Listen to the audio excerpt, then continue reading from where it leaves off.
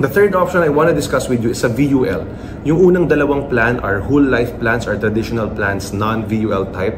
Yung pangatlong type is a VUL plan, one of our best-selling products before pandemic. It's called Health Invest Plus. Alright, so yung critical illness coverage niya up to age 75 din. Meron din siyang 56 major illnesses, so marami rin siya.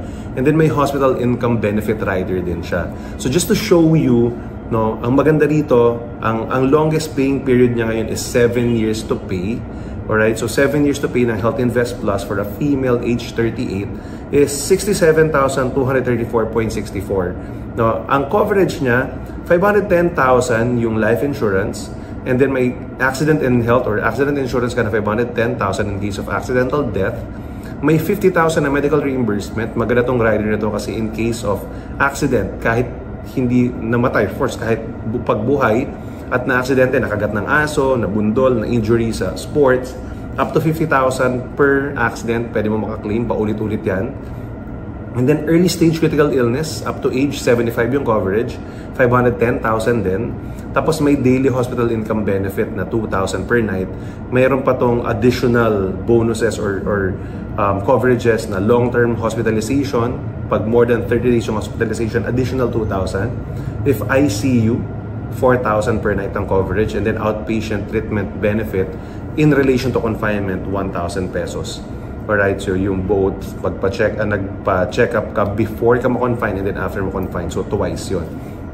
Alright, and then waiver premium for critical illness in case magkaroon ng critical illness within the 7-year period, hindi mo na kailangan bayaran yung next few years.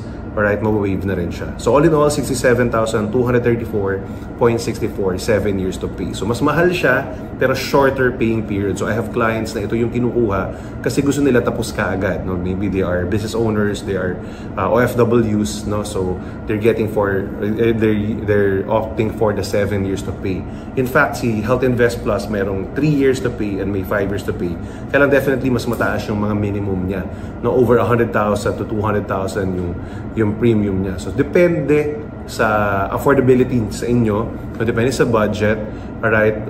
Pero syempre, ang maganda rito nga, shorter time to pay, mas maagang matatapos. And then in the future, pwedeng top up na lang. Kasi ang VUL, all VULs, by the way, hindi guaranteed ang paying period. Kung sobrang sumadsad ang account value due to pandemic, for example, or extreme cases, pwedeng sobrang liit ang account value, dapat mag-top up ka in the future. No? So, lahat naman yan.